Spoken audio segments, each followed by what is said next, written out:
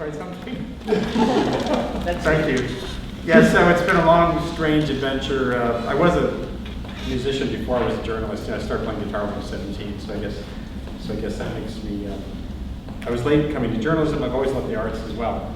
And it's suitable that I'm starting this off with a piece of artwork. Robin Wilson is an artist, a visual artist in England, and she created an installation a couple of years ago. This is obviously an echo of the sign in Las Vegas. There's a sign that's very similar to this, but she's making a play on the idea that, hey, party time, because for the moment it is still, we do seem to only have sort of a teen-style relationship to this era we're in. I'll be talking about that more, right? I've alluded to our growth spurt these last few generations as kind of like our puberty moment as a species. So it's kind of that exuberance in this artwork, I think, is super.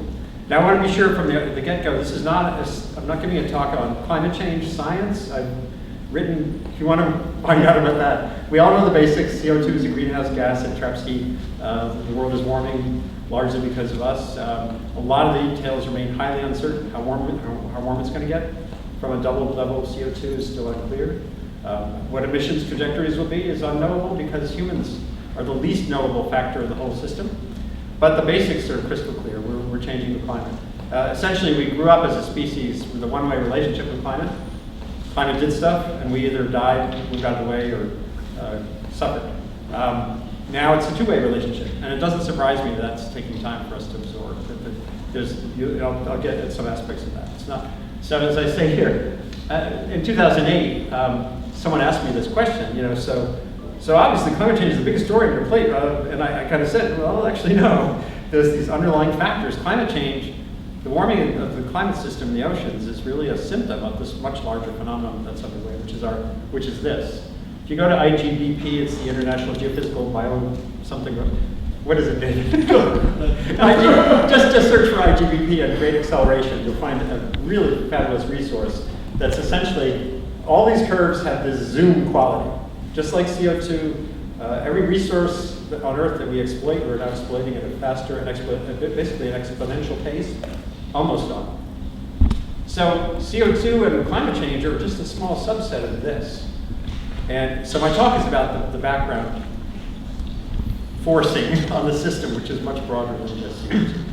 And this is what it looks like up close. This is what those curves look like, as data. This is what those curves look like at Target store on the day before, the day after Thanksgiving. And of course, we're so insatiable. We're so hungry for stimulation through commerce that now, of course, Black Friday has become Thursday. Thanksgiving itself is now Black Friday. So that just says, again, can you imagine, like, we're heading toward 9 billion people.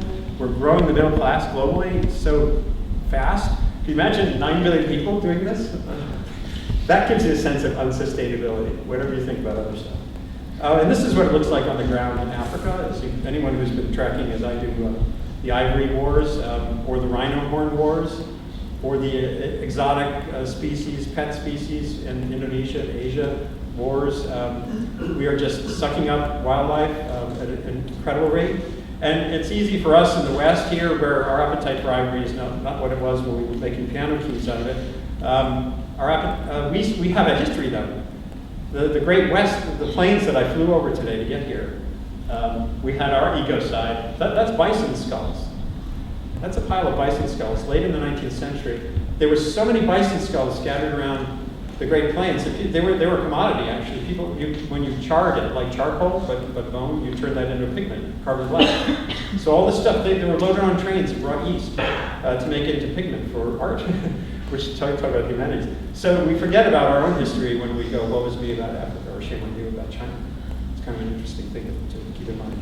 And so far, Ed Wilson, the great Harvard biologist, a decade or two ago, he said, so far there's not a lot to distinguish us from bacteria growing on agar. Some of you, I'm sure, in high school biology class, you did that thing. My son has done it. And so far, as I said earlier, so far, acceptance, there's some circumstances where we're changing.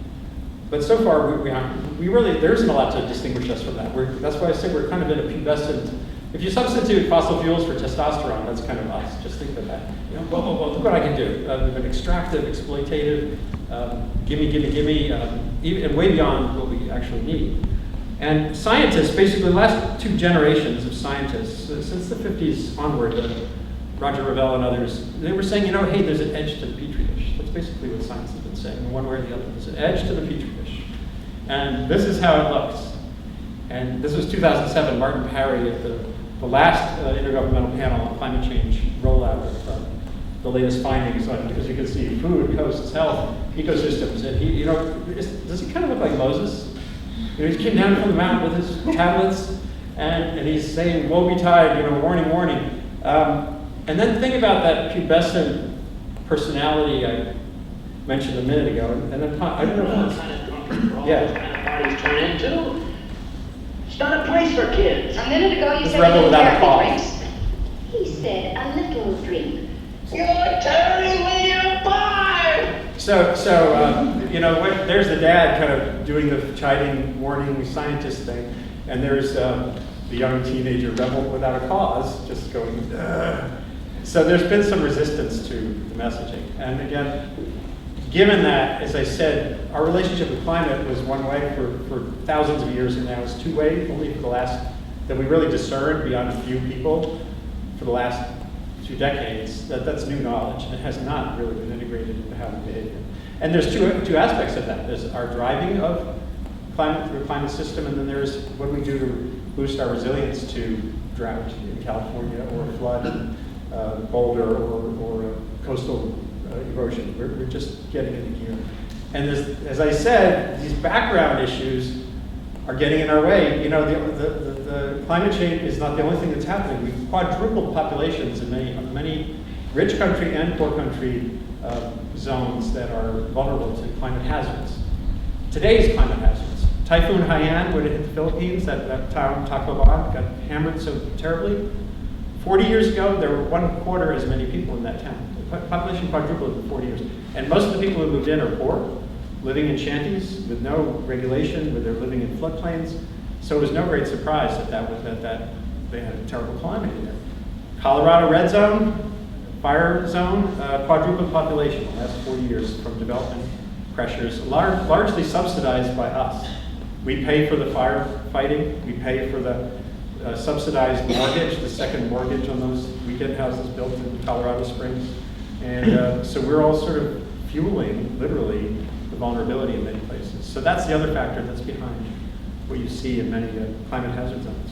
And this can all lead you, like, in 2009 when I was covering the climate talks in Copenhagen, at the end of 2 weeks, this is the press room. I took this picture of this 10 TV cameraman was just completely wiped out. I mean, anyone who's been focused on this question of sustainability in the last 10, 15, 20 years, even longer, has had this feeling at one point or another, this sort of complete dissipation and frustration. So, and I'm going to touch on some problematic elements in the next few minutes, but I do feel overall, and some of this is just personality, different people look at the same data with different conclusions. Great play by Thornton Wilder that almost every high school that didn't put on Our Town, his other great play, has put on The Skin of Our Teeth. The Anthropos family, and they basically kind of, it shows the history of human species as kind of a ragged upward circle. And we keep hitting walls and reorganizing and rebooting, and somehow or other we keep moving forward. I think we're actually pretty well suited for this century. It doesn't feel that way, given what I've just said, but I'll explain why in a few minutes. To give you my sense of optimism, that there's a good chance of the skin of our teeth outcome here. And even better, I gotta go back in time a little bit. Not quite back to my birth date. There's a great, if you have a device here, go to populationaction.org, and you can punch in your own birth date, and you can find yourself on the curve of us. And I was born when there were 2.794 billion people, 1956. Anyone else, March 1956? And of course, there are 7 billion now, and we're heading toward 9 for sure. There's lots of wiggle room beyond that. We don't know. A tiny shift in fertility rates in places like Nigeria can lead Africa to have 2 billion people by 2060 or 2070. or not, depending on little factors going forward in time. So, but this just shows you, again, we've been zooming. But where I really want to start is 1968, which when I was about 12, was a really interesting year. For me, it was a good year. That's me with my brother, I'm on the left. And I liked fishing. I was already out in nature in Rhode Island. The trout didn't like me, but I liked the trout. And life was good. I was a suburban Rhode Island kid. I could walk through the woods to go fishing in the Hunt River, which it was kind of behind a supermarket with like some shopping carts in the water and stuff, but it was a beautiful, quiet green spot. So even in suburbia, even with the shopping carts, it was a little haven for me. And but of course, 1968, to me, it was kind of, it feels good, but it also, if you remember what was going on at that time. We had Vietnam, we had 2 mega assassinations, we had nuclear apocalypse was still a real prospect, duck and cover exercises. And we had Paul Ehrlich's raging bestseller, The Population Bomb, was that year. 2 million copies sold. And of course, most of what he said either hasn't happened yet or was completely wrong. And we still, maybe later this century, someone will say, well, he was wrong, he was just slow. It was just slower than we thought. But it was a real downer of a year. So it was a year with a lot of that. And this was before memes. The idea of the meme, I think it was Steven Pinker who came up with, someone came up with the idea of the meme, I think it was in 1977. That was when the word had a modern meaning. But woe is me was definitely a factor back then. And shame on you was the other one. The environmental movement grew up around shame on you. It was, in the Hudson Valley, where I live now, that's where the modern United States environmental movement began, basically. And a lot of it was pointing fingers at energy companies that wanted to build a water energy pump storage system and all that kind of thing. So shame on you was a really big part of the environmentalism that grew up at that time. And I had my own little shame on you moment. In those woods I told you about, when I would go walk to that river, one day I was walking through the woods behind my house in this little suburban, development, and there was a bulldozer there. I wasn't present enough to, it's not like the age of the selfie, 1968. I didn't have camera, so that's just a picture I found on the web. It was a very similar situation, but I didn't take that picture when I was 12 years old. And I felt righteously pissed off. This was my woods, but it was clear they were going to start developing another suburban little plot there. And I ran back to my house, and I got a pen and a piece of paper, and I wrote a death threat. This was my shame on you moment. I wrote a death threat, and I stuck it on the seat of this bulldozer. It was like, so, if you destroy these trees, you will die a horrible death. Some kind of 12-year-old version of a death threat. But of course, I wasn't aware enough to realize that just maybe a decade earlier, a bulldozer had carved out the development that I was living in. I wasn't like reflective and thinking about that kind of thing when I was 12. I was just pissed that they were going to take away my woods. It wasn't my woods. But that drove me, my connection with nature, my interest in the ocean particularly. Jacques Cousteau was a big deal at that time, and I wanted to be a marine biologist, and I lived in Rhode Island. I remember skin diving the first time I saw a scallop swimming. I thought, wow, mollusks are not supposed to swim. I mean, other ones do, obviously, too. But it was, very, very exciting as a young person. And I ended up, I went to Brown University. I got out and I had a traveling fellowship. I was studying in the South Pacific. That was me in Bali. But then I diverted. I ended up on a sailboat. That's me at the wheel of that sailboat. I lived on the sailboat going 2/3 of the way around the world for a year and a half when I was like 23, 24. So if you have a chance, young people, get somewhere weird and jump on a boat. It's doable.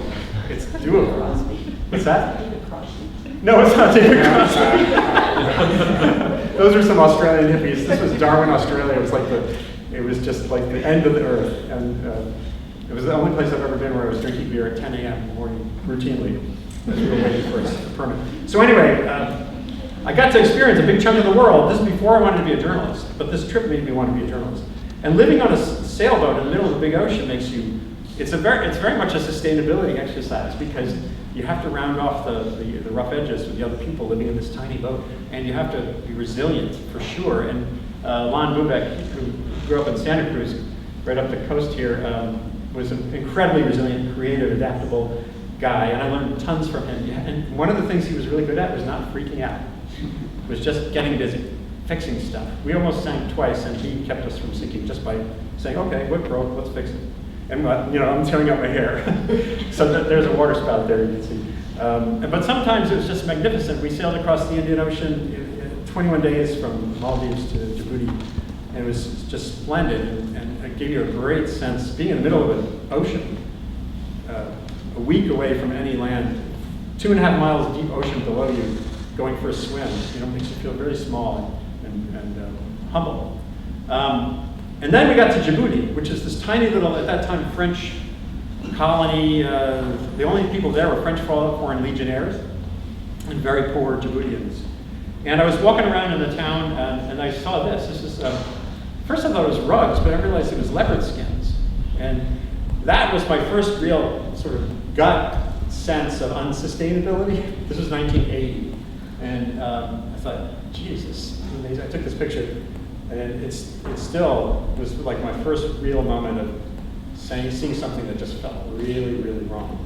And it was those kinds of moments that made me that diverted me from science toward journalism. I just felt there was too much to talk about. And science is mostly pretty close focus stuff, and journalism is it can be about the whole picture. So 30 years later, I'm still at it. This is me in various vantage points with an Atlantic sturgeon in the Hudson River. On the Amazon in 1989, taking notes when I was writing The Burning Season, and up on the North Slope of Alaska in December. Don't go to the North Slope of Alaska in December, unless you're in the oil business. It's really cold. It was colder than the North Pole. So I've been around. It's been a wonderful experience. And early in my career, a lot of my stories reflected that same sense of shame on you. Investigative journalism was the way you cut your teeth, the way you got ahead in the business. And my first big magazine article was kind of a classic. There was an herbicide, paraquat. It was a revolutionary agricultural tool. Unlike many other pesticides, it doesn't persist in the environment. It breaks down, it locks onto clay particles and just goes away. But it's a terrible poison while it's a liquid. It turned out I did a lot of research over a period of months, and it was killing a few thousand people a year, mostly through accidental drinking, sometimes suicide in India and Trinidad. But it was kind of easy. It was like easy fishing back then. Because one of the pictures in my piece was this one, and it wasn't something I had to FOIA for. I didn't have to do a Freedom of Information Act thing. This was the catalog of the pesticide company. It had this picture of a guy spraying a deadly poison barefoot. And this was in their own brochure. So it was sort of easy picking. And I did win an Investigative Reporters and Editors Award for that. But it was the mid-'80s that I started focusing on climate. And it started not with global warming, but with nuclear winter. It was just, I spent a week at Cornell a couple weeks ago, and that's where I interviewed Carl Sagan and Hans Bethe, a famous physicist there. And this was during the height of the Cold War. We were really worried about the schmutz after so many cities would burn in the nuclear war would chill the climate, and not only would the war be terrible, but the after effect would be devastating as well, and made for a pretty powerful story. But then, even in the process of reporting this, some really wonderful climate scientists who have been in touch with it ever since, but one of them, Steve Schneider and Starley Thompson, who were then at Boulder, ran some more detailed modeling, and they published a paper saying it was going to be more like nuclear autumn. It's like, where's the headline in nuclear autumn? You see it like major front page headline in the New York Times, scientists warn of nuclear autumn. So that said a lot. It taught me a lot about the process of science.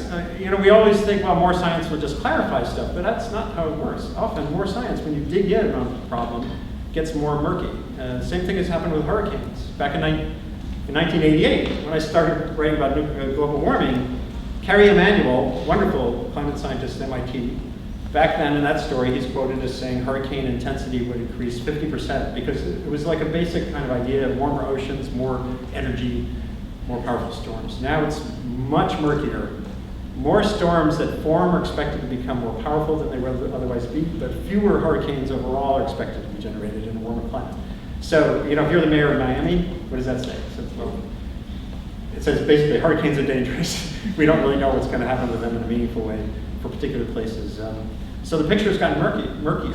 That's something that's an important lesson that I learned about climate science, and it's actually true in other arenas as well. So I kept going, and in 1992 I wrote my first book about global warming. The world right then was cooling because of Mount Pinatubo had erupted in the Philippines and cast a pall over the planet that was measurably cooled the climate temporarily because those aerosols sift out of the atmosphere very quickly. But it made the book. Oil prices also were at their lowest ever, just about at that time, early 90s. So the whole climate issue went away when my book on global warming came out. But that's okay. That's okay. And then, but I had this interesting line in there that relates to this concept of the Anthropocene. And it's actually got me in the Wikipedia. If you go to the Wikipedia entry for Anthropocene, I'm in there as like a secondary note. Because I wrote that, as far as I know, other people have alluded to this idea of the human altered environment using various terminology, anthrozoic, there's various forms. But I wrote that we're entering a post-Holocene era, meaning that the era of since the last ice age is over because of what we're doing with the climate system. And I didn't know my Greek etymology very well, so I wrote Anthrocene, which is like a form of coal. and the two scientists who peer-reviewed my book from the Museum of Natural History didn't catch it either. So I am a footnote on the Anthropocene instead of beating out Paul Crutzen, the Nobel Prize winner. It's okay. He's a cool guy.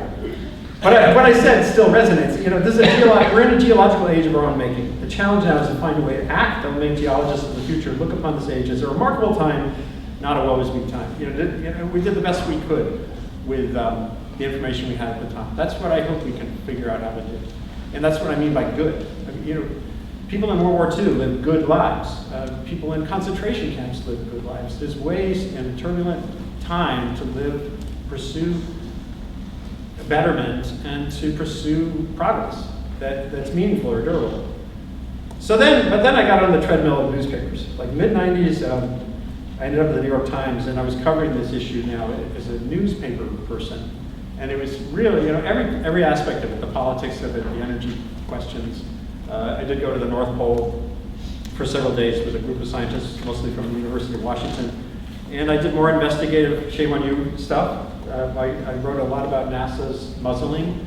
It wasn't just Jim Hansen, it was a pattern for several years, particularly 2004, when political operatives in and around NASA and other agencies were clamping down on climate science. Even though when Congress created NASA, it's the only federal agency that in its charter from 1958 says communicate your science.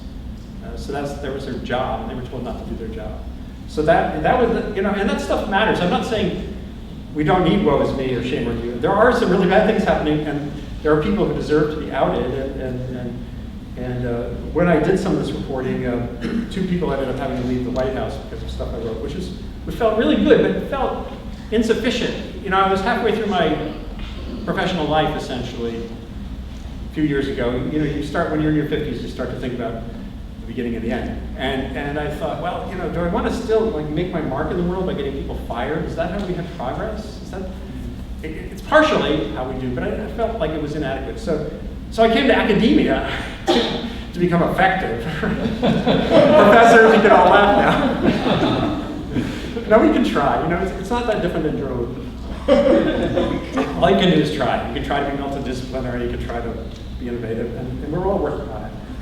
Now, and I wrote more and more about the climate science, but what happened, starting in the mid-2000s, I started writing about another aspect of science related to global warming, which was the behavioral stuff.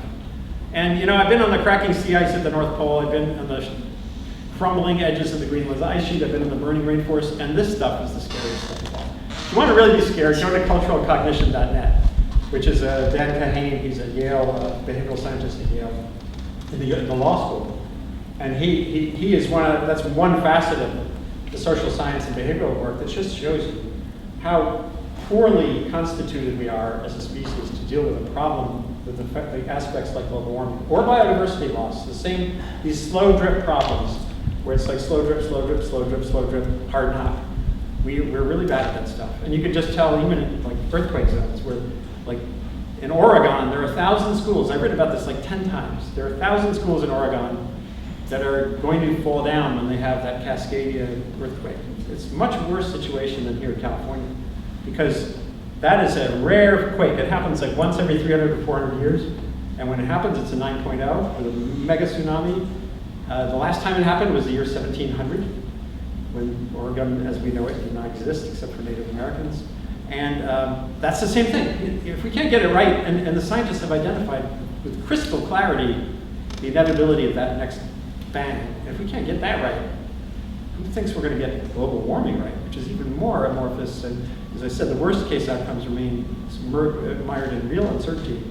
And then there's this stuff, as I said. So here, I did this after I read his work, which says that more education doesn't matter, makes you more of who you are. If you're more educated, libertarian, you have more capacity to sustain your libertarianism, because your libertarianism, your tribal identity, is more valuable to you. It's, going back through evolution than being right, than facts. And the same thing goes for liberals. The facts matter less than your identity, than your tribal identity. So you can basically, as I say here, if you want to go into a bar fight debate on global warming, you can come in with a Nobel Prize winning physicist at your side, no matter what your stance is on global warming. There's Ivar Gehaver, Rensselaer, emeritus, totally rejects the calamity, the danger, that this is an imminent danger. Steve Chu, former energy secretary, a big problem.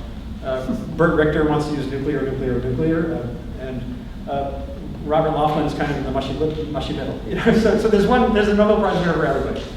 So that says, as I said, that's kind of scary as an information purveyor, particularly as a communicator. They say, well, geez, information doesn't matter. And I think I'm getting to the nadir, the lowest point here, because there's one more thing that's really bad, really hard, really depressing.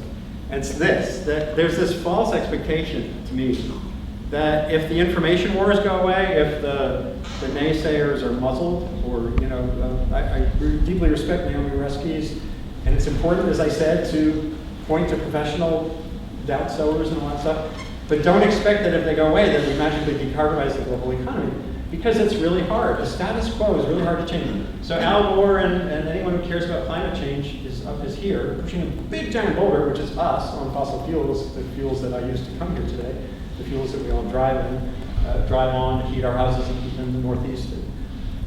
And if you're like Tom Steyer is down here, with his 100 million or whatever, and the Koch brothers are up there. They could have $5 bills instead of $1 million bills, and that's why this artist. It's actually not an artist. She works in sustainability communication in New York. I gave a talk in New York a couple of years ago, and I made this point, and she drew the drawing to illustrate the point. So you could stand there with a feather duster, basically, and that rock's not going to move. And that's why Jesse Ossobel, a really smart resource analyst at Rockefeller University a few years back, well, more than a few times, has said politicians, most of the time, are pulling on disconnected levers. What just happened in China and the United States on climate commitments mostly reflects stuff that was already happening. There's definitely a nudge factor. Those two big countries are going to do more than they otherwise would, which is great. But for the most part, China is already increasing the efficiency of its economy at an aggressive rate. They're really cutting back on coal as fast as they can because of conventional pollution. All great stuff, but it's not. But it's because it's stuff that was already doable. So most policy, is what Jesse is saying, reflects what's possible rather than drives what's possible. Now there absolutely are. There are examples like California's efficiency moves with lighting and stuff like that. So you can make a difference, but often it doesn't. So the complexity, all these like downer steps, the complexity led me to start blogging in 2007. 7 years ago, last month, I sat in a room at the Times with a blog designer. We just sat and drew on a whiteboard, and I tried to think, what is this blog about? It's not going to be a climate blog. It's not going to be it's a blog about the human journey. It's a blog about harvests and habitat and health and harmony. I don't know why alliteration works, but it's a blog about this. And this is the heart of what I write about. We're in a race between our environmental potency and our self-awareness. And some of that self-awareness is our awareness of our impact on the environment. Some of that self-awareness is this growing body of understanding of how we behave. We're starting to understand ourselves. Dan Kahneman's book, Thinking Fast and Slow, is a really powerful agglomeration of research that gets at some of the key factors that we have to understand if we want to make progress beyond our innate capacities. And as I say here, to me, this is the question of mine that drives me day to day. Can the human race shift from a sprint to a marathon? It's about growing up. What do we want to be when we grow up? That's, to me, on a species scale, we're sort of that transition, that ugly transition between adolescence and adulthood. Now, there are many historians I've talked to who say, well, it's a fine hypothesis, but we could just be screwed. Who says we're going to transition out of puberty? We don't know that. This idea that there's parallelism between, it's like ontogeny recapitulating phylogeny. We don't really know that we can have a transition, but we can try. And one thing that this has led me to, and this is a key point I'm going to try to illustrate in the next few minutes, is for a long time, again, think of the scientist in the picture at the beginning, sort of pointing to these things and saying 2 degrees or saying 350. A lot of our goals have been numerical, numbers like this on climate change. And when you really look at what it would take to hit any of these numbers, we don't know how to do that. I mean, you could chart it on paper like Mark Jacobson at Stanford University has done. He says, well, we could have a 0 carbon economy in the United States by 2050. That's all completely thought experiment. Until you can say, how would you do that with our politics? How would you do that with our suburbia? How would you do that with the fact that in New York City, 80% of the structures that exist in New York City in 2050 exist right now? Just absorb that for a second. So a big chunk of what you have to do is retrofitting. But retrofitting is costly, it's hard, it's inefficient. It'd be great if we could just build a net zero city. But unless someone bombs New York City and bombs LA, complete scorched, start from scratch like Seoul, South Korea in the 1950s, we can't do that. So it's hard, it's really hard. And so when things are really hard, you can either sort of, do, woe is me, shame on you, woe is me, shame on you, or you can say, well, what can I work on? What can I work on that can make a difference? And that's where one of my big shifts in the last couple of years has been from goals that are numbers to goals that are traits. Like, what qualities would you see a society having that could have the best chance of torquing those curves? Whether it's a biodiversity curve, whether it's a climate curve. What are the things we would see in a society that can do that? And I think when you start to do that, you move to traits, you can start to kind of see actionable paths. And what's really cool about global warming and these other issues is the thing that's really hard about them and a downer is that they're so complicated. They're wicked. They're actually beyond wicked. There's a really good paper on the super wicked problem of climate change by Kelly Levin. So Google for that. But what's cool about a super wicked problem is everybody can do something. It's prismatic.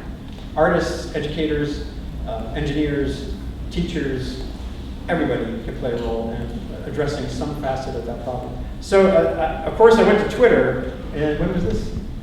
2013, yeah. So I kind of sketched this out on Twitter a year and a half ago. Strategy for sustainable human progress? Bend, stretch, reach, teach, reveal, reflect, rejoice, repeat. I'll elaborate. And then I did 8 tweets, like one that had some links that sent you to stuff. And then I did a blog post around that. I'm going to be trying to do a book on the same thing. But let me just sketch it out here. So bend, what do I mean by bend? Bend is one of those, resilience is one of those overused terms. But it really is. When you see it, you know. So New York City is a coastal city. It's going to have to change. Rising sea level is not going away and for centuries to come. And there's all these cool designs for like a floodable city that still functions as a dense urban landscape. This is just one of many examples. That's the easy part. The hard part, the thing that needs work, is the politics. Because Mayor Bloomberg, before he left office, his last global warming speech, laying out a $20 billion plan by 2050 to sort of build a new New York City. Waterfront. The key thought was, we will not retreat. So you can have all this like nicey artist renderings, but the politics of coastal cities or most vulnerable places, Katrina and New Orleans was the same. We will not retreat. And I when I talk about this, I bring up the thought experiment. So you're the press secretary for Mayor de Blasio, okay? And he's coming in, he's going to have some more creative approach, more reality-based approach. So he says to his speechwriter, write me a speech that says, we will retreat, but make it work politically. Like, we will retreat smartly, or we will retreat brilliantly. We will, and you realize, how do you sell that? So that somehow or other we have to build a culture that can not just envision, but can actually pursue that kind of approach to urban design. And given the fact that the world is largely an urban, the human community is increasingly urban, we've got to be working on that. So that's Ben. Ben is also social. Billy Parrish, he's probably spoken here before. He's wonderful, young, innovative. He was an energy activist in the mid-2000s when I met him at the climate talks in Montreal, the guy with the bare feet. And he's kind of like a salmon swimming upriver. There's a rock over here, so he has a goal in mind, which is a decarbonized economy. He tried activism and hallway sit-ins and stuff, and he realized that maybe that wasn't working. So now he's started a startup. He lives up in the Bay Area called Mosaic, where basically investors like all of us, not Tom Steyers of the world, can actually put money into a pool that ends up being the upfront money that people need, like low-income housing would need to put a solar installation on the roof. And I put $400 in just to see how it works. You get a 4.5% return annually, which is way better than savings account right now. The money is locked. You can't just withdraw it. It's sort of a long-term investment. But it's facilitating a new model for solar installation. So that's a kind of bendy life trajectory. Chico Mendes had that in the Amazon. He tried communism, that didn't work. He tried unionism, that didn't work. He tried environmentalism, that worked. He started to build. He was always looking. His goal was to protect his people's rights to the land under their feet, and he did get murdered. So ultimately, nothing worked. But Brazil is changing in a big way. Here's the other kind. There's a third kind of bending, which is accommodation. It's like when I was talking about living on that sailboat for a year with people who, someone who's had a personality that just jarred. You have to figure out how to live together.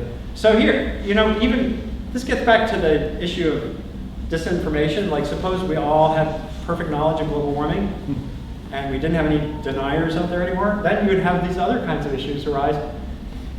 Bill McKibben, a friend of mine forever, we've been writing about climate change in our different ways for the same length of time. And George Monbiot, who's basically Britain's counterpart to Bill McKibben, climate campaigner, out there all the time, writes for The Guardian. After Fukushima happened, same day, they wrote columns for The Guardian that were diametrically opposed. Bill, of course, said this disaster proves that nuclear is too brittle. We have to move back to small distributed generation of renewable electricity, live small, blah, blah, blah. And Monbiot, strange as it may seem, he said that disaster showed that even a lousy reactor design hit by an epic tsunami and earthquake didn't do a complete meltdown, and it didn't kill anybody in the end. It caused horrible dislocations, and there'll be generations of economic impact in that region. But he said that showed that nuclear power has to play a big role in our energy future, if you care about global warming. And I wrote a piece on .earth, just putting them side by side, saying, hey, look at this guy. Because that says, there are these divisions within us. We all have different senses of perceptions of risk, of what kinds of risks are appropriate. So we have to, if we can't find a way to accommodate, even among people who dearly want to do something about global warming, accommodate these differing perspectives, then we're going to be in trouble. And within the scientific community, you've got Jim Hansen, who does the handcuff thing, and you had Susan Solomon, who was head of the IPCC release in 2007, the science report. And when she was badgered at the press conference in Paris by a BBC reporter to say what she felt about the science, she said, that's not my job. I'm handing you the science. It's society's job to figure out what to do. She drew that bright line between the is and the ought. And Hansen, obviously, they're both completely respectable people, human beings, who've chosen different approaches to how to work on global warming. You have, obviously, inventors, and you have people sitting in hallways, and we need all of that. We all did only one of those things. Given the super wicked nature of the problem, it's not going to happen. We're not going to solve the problem. And I was thinking recently about this in the context of ecology, and I was searching around for papers just to see if there'd been work on does diverse response to environmental risk, is that adaptive? You know, in a biological sense. And I found this paper from 2003 that I had never seen before. Response diversity, ecosystem change, and resilience. And then I started thinking about this paper. I thought, oh, this is interesting. What if I changed a couple of words here? So it's not about ecosystems, but about social systems. So the diversity of responses to environmental change among people contributing to the same social function, which we call response diversity, is critical to resilience. So having that diversity of responses, the people who are innovators, the people who are activists, the people who are group huggers, the people who are individualists and entrepreneurs, I think in the long run, the more I think about it, the more I think that actually is good. It's ugly. It's an ugly aspect of us. We're always going to be rancorous, and what we do or don't do is going to be a function of dynamic tension among those different approaches. But I think it's adaptive. And if you think about it in the context of agriculture, more and more. There was a recent paper. Depending what your view is on industrial style agriculture, setting aside Monsanto. Let's take Monsanto and put it like right over here. But there's lots of other industrial scale agriculture that many people feel is by growing more stuff on less land, you're actually doing nature a favor, for one thing. And then obviously organics can have a role. So the idea, can we get comfortable with like that kind of landscape as opposed to either or landscape? I don't know yet. It's hard. And it's hard with nuclear. I live in the Hudson Valley, 8 miles from Indian Point. My wife and I have completely different views on whether it should stay operating. It should be relicensed. So even within the same household, she's an environmental educator. You can have divergence, but we do live together. And one of the bands, and one of the other guys is completely against fracking. I have different views about how to proceed with natural gas, but we play music together. So, at least work on it. And like, here's one example from the Amazon. This was a paper that came out recently. You can have rising productivity of soy and beef and lowering deforestation rates. Now, if you put a new year over there, the deforestation rate this year is way up, but it's still up from a low base. So something is changing in the Amazon. They're growing more stuff and not cutting more forest. And that's an interesting trend. And there's other things like that. So Ben, stretch. Stretch is innovation. This is this kid, Ben Gulak, who, when he was 18, I think he's like 21 now. He was a freshman at Harvard. His family had gone to China and on vacation. He saw pollution and traffic congestion. He came from a family of mechanical engineers. His grandfather had a metalworking shop, and so he came back and said, I'm going to invent an electric motorcycle. And he did, and it's actually really weird. It's got a gyroscope, so the wheels are side by side. They're like two wheels like this. And he's got a company and all that stuff.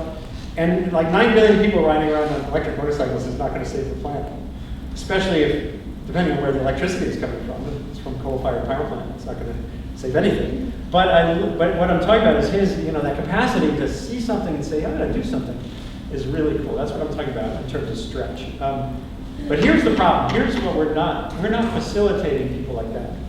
This is this graph. Ever since 2006, I did a page 1 story in the New York Times when I was still a reporter there on declining R&D on energy-related sciences, and even in the face of global warming. And this is a 60-year portrait of what America cares about through the lens of science investment. So you can see the space race is the yellow. You don't have to see the details. Basically, this is that's about 30 billion a year in constant dollars. So when we care about something, we're spending 20 or 30 billion dollars a year on the basic science. That's not the only thing that matters. There's a lot of other stuff that got us to the moon. And the war on cancer is the purple, blue. Didn't actually do much for cancer rates, but it shows you what we care about. And the energy is the green ribbon in the middle. I showed this here at least one other time a couple of years ago when I was at the Bren School. And what's interesting here is you heard a lot about energy research during the trying to fix the recession. What was it called? The stimulus package? That's it. That was the stimulus right there. And and the people I talk to about what drives decision making by young academics, whether you're going to go into engineering or go into energy sciences as opposed to something else, or go to Wall Street, if the level of federal investment in research money is a dribble like that, that's not the future. Now, one other aspect of this, look at the next graph. So everything you see here is the red here. This is including defense R&D. So this is defense science. And that's not like building tanks, that's designing the next drone. This is research. And so all those other graphs, everything I was just pointing to is the red. So this shows you what we really care about, or we don't think about. And that says we have some work to do.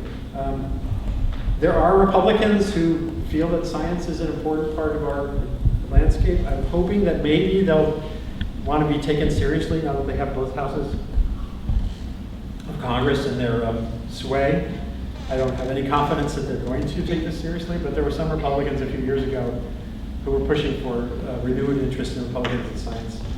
We'll see. So that's Ben's stretch. Reach is communication, for the most part. Reach is how do we get the right idea to the right place at the right time, or the right expertise to the right place at the right time.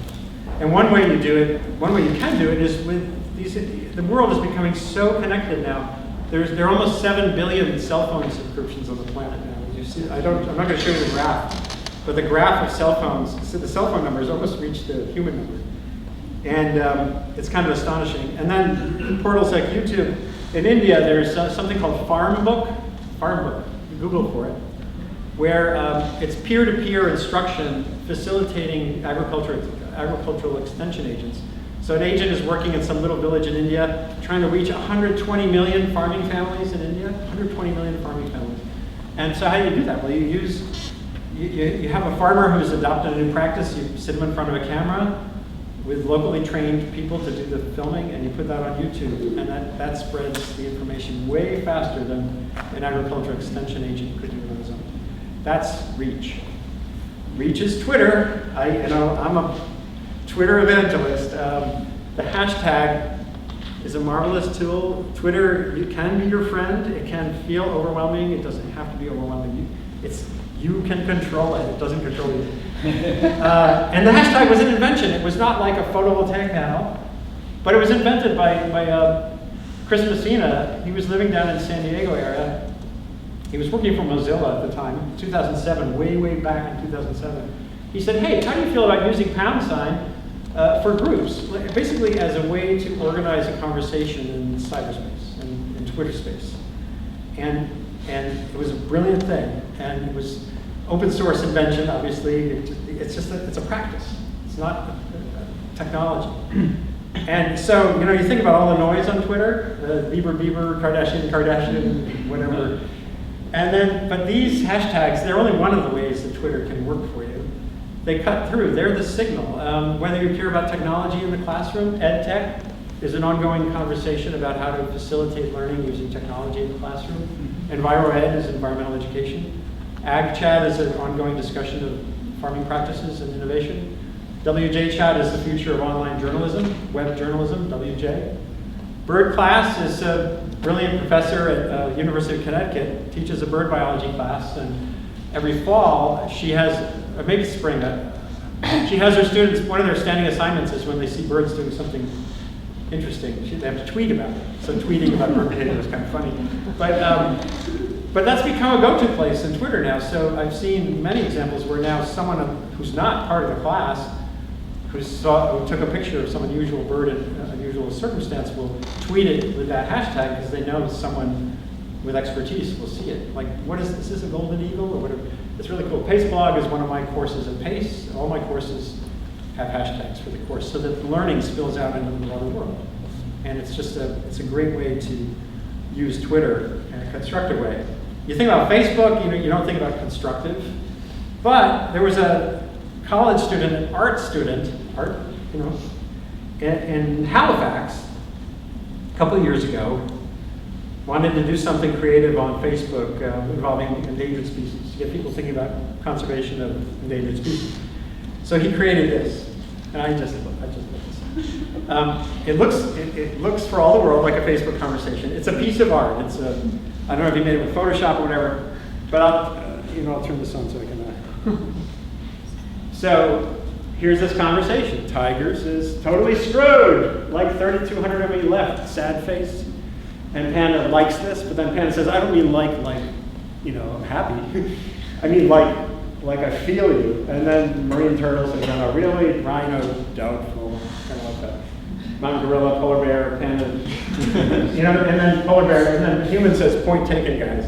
So this thing went around thousands, it got forwarded and friended and shared thousands of times, probably was seen by hundreds of thousands of people. It was tied into a World Wildlife Fund informational website on endangered species. And so one art student in Halifax, Nova Scotia, was able to reach out and get people thinking about endangered species in a creative way. Teach, of course, is a no-brainer. It sounds like a no-brainer, but it's not. Let me just explain. A year or so ago, I gave a speech up in San Francisco in which I proposed that the one educational innovation I thought would be really cool to do that could have real ramifications was to have a field trip, a special kind of field trip, to the boiler room in the school. Like, down to where does the heat come from? Where does the cooling come from? How does the school work as a system? And then a woman who writes curricula for a group in New York City called Solar One said, hey, we're doing that. We already have it. And she took me up to the Bronx to there's a public high school, the High School of Energy and Technology, where they do a field trip to the boiler room. And the custodian gives the lecture on that day. And here he is explaining the system, how much oil they use, how they have to open these vents in the side of the building to let in the air so the oxygen goes into the furnace. And they start to understand the school as a system. And I think, wow, that is cool. And I'll give you one other example of an innovative. And there's no money. They don't have to have permission slips. There's no liability issues. They don't have to go to a bus. And they're learning something so important that they can take home and say, hey, what about our apartment building or our house? Why aren't we typing up things? That kind of brilliant, wonderful stuff. Here's another example. Well, the sound is not working. I thought we had. Hold on. The sound is coming from. Hold on.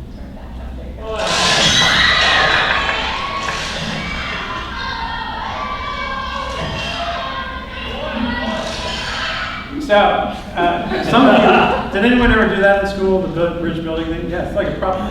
But this is, that was my wife, and she used to teach science, middle school science, and her partner, Mike Topchick, he came up with a very interesting twist. And I remember there others that had done this too, but they had to buy their wood. So they weren't just judged on like how well the bridge stood up to the weight. They were judged on price and performance. Like if you're an engineer in the real world, you're always facing those kinds of compromises. And I think that is just a brilliant thing. I keep badgering him. I want to put his syllabus for that online. He's not teaching anymore. He's working in another field. But those kinds of innovations, teachers doing their own little innovative thinking is wonderful if they have the time. And often they don't. Reveal. So bend, stretch, reach, teach. Reveal is transparency. It's Snowden. It's some of it's ugly and weird, and we don't know where it's all going to go. But groups like Greenpeace, who I've criticized for some things they do, they were great at revealing the full supply chain for the palm oil that goes into the Kit Kat bar that we all just ate on Halloween. And they credited the company through a very creative YouTube campaign about where the palm oil, they're not sourcing it responsibly, so that some of it's coming from orangutan habitat in Malaysia and Indonesia. And they have people on the ground in their partner groups in places like Indonesia that are doing the ground truthing. That's the kind of revealing I'm talking about that can make a big difference. Greg Asner at Carnegie Institution in the Bay Area, he's doing a wonderful job of not only doing rigorous research over the Amazon in areas where the damage is being done by freelance gold mining in Peru. It's horrific. It's all gold mining pits. But he's taking video and putting it online, making sure that the Peruvian government is held accountable. As I said, shame on you matters sometimes. That's great. And satellite, remote sensing, all the things we can do with satellites, with Argo buoys, the more we can observe systems, the better off we'll be, human systems and environmental systems. And sometimes reveal is just as simple as changing the wavelength for a discussion. Like if you're worried about fracking, about the methane emissions from fracking, and you're just taking pictures with a standard camera, you're knocking your head against the wall. This is outside of Colorado, outside of Denver, oil tank a few years ago, sunny day, you know, what's the deal? This is the same tank through an infrared camera. And that says, there's a problem here, folks. I put this, when we did a piece in the Times 2009 on opportunities to cut emissions from gas and oil facilities, we put this video, this is an EPA video, online. It's, you know, all you have to do is change the wavelength and you change the discussion. You can actually, and those cameras are not expensive. So if you live in an area where you're concerned about well leakage, get the camera, do a little Kickstarter thing, and you can you can facilitate government. Showing and telling, I know I'm running a little long here, but I thought these points are worthwhile. Obviously, visualization of data, we're just beginning to really get used to the idea that data don't have to be numbers. Adam Neiman is a wonderfully innovative science illustrator in England who, you know, I could tell you the volume of the atmosphere at sea level pressure. It's a certain number of million cubic kilometers. Or he said, well, this is what actually it is. This is the volume if you put it in a spherical form. He's done the same thing for potable water, for all the world's water. There are dynamic ways, animations that show you data through time. It's fantastic. The New England Journal of Medicine has started using animated graphics for some of its papers. If the New England Journal can do it, then we can all do it. Reflect is science. It's inquiry. You know, observation only matters if you do something with the observations. And that's, you know, again, those charts of the declining R&D money are relevant here too. So reflect is science, but here's where I'm going to divert into the humanities too, and to social issues. Reflect is also reflecting on the role and limits of science. Science doesn't tell you what to do, as I said earlier. Science delineates the landscape, the playing field. It doesn't tell you how hard to play, it doesn't tell you how to set the rules. Society makes those decisions based on all kinds of other factors. We're weighing our energy needs against our climate concerns. And in countries like India, way more so on the energy than the climate. And I went to I spent 4 days at the Vatican early in the year with scientists. And the Vatican, the Pope has a Pontifical Academy of Sciences and a Pontifical Academy of Social Sciences. And they convene periodically, and the question was, sustainable humanity, sustainable planet, our role, what do we do? And it was great. You know, I had my Zelig, how many have seen the Woody Allen movie, Zelig? Probably like you. Oh, yeah. So this is my Zelig. Where are you? Here I am. Right there, yeah. Yeah, so there's a lot of wonderful people here, some very prominent scientists. And I got to give one of the sort of culminating rapporteur kind of things. It was really, really cool. If you Google for Revkin, Vatican, sustainable, you'll find this stuff. And but this shows you again that, you know, crossing these boundaries. Ed Wilson, again, E.O. Wilson wrote that piece, the book about conversation with a preacher. Finding ways, Catherine Hayhoe, obviously a Texas climate scientist, finding ways to convene discussions with people who have other sets of values is really important. Remember, the diversity is there, it's not going to change. Finding ways to at least engage constructively with people in different realms is important. David Hume, I only took one philosophy course as an undergrad. Ken Caldera, who's a climate scientist up the coast here, I think he minored in philosophy. He's the one who really led me to David Hume. It was this philosopher, David Hume, who said you can't get an ought from an is data, ought is values driven. You know, how quickly you act, what you do, what you don't do. Those are values choices. And those conversations are only fruitful if everyone recognizes the limits of both sides of that discussion. Finally, rejoice. There's several aspects of this. This is my son a few years ago. Well, he's now 16, so maybe that's like more than a few years ago. We were in the redwoods up the coast here, and you know, getting out in nature, obviously, you only conserve what you care about, what you experience. And it doesn't have to be in a wilderness. I mean, the redwoods are right near San Francisco. It's wonderful proximity there. But I was in Beijing. I've only been to Beijing twice, and I was there last year, and I kind of got off the grid and walked to I saw on a map there was a fitness park nearby, so I was in this incredible, you know, megalopolis And I went to an area with these huge towers, huge residential towers, and there was this park in the middle that looked like this. I shot the video.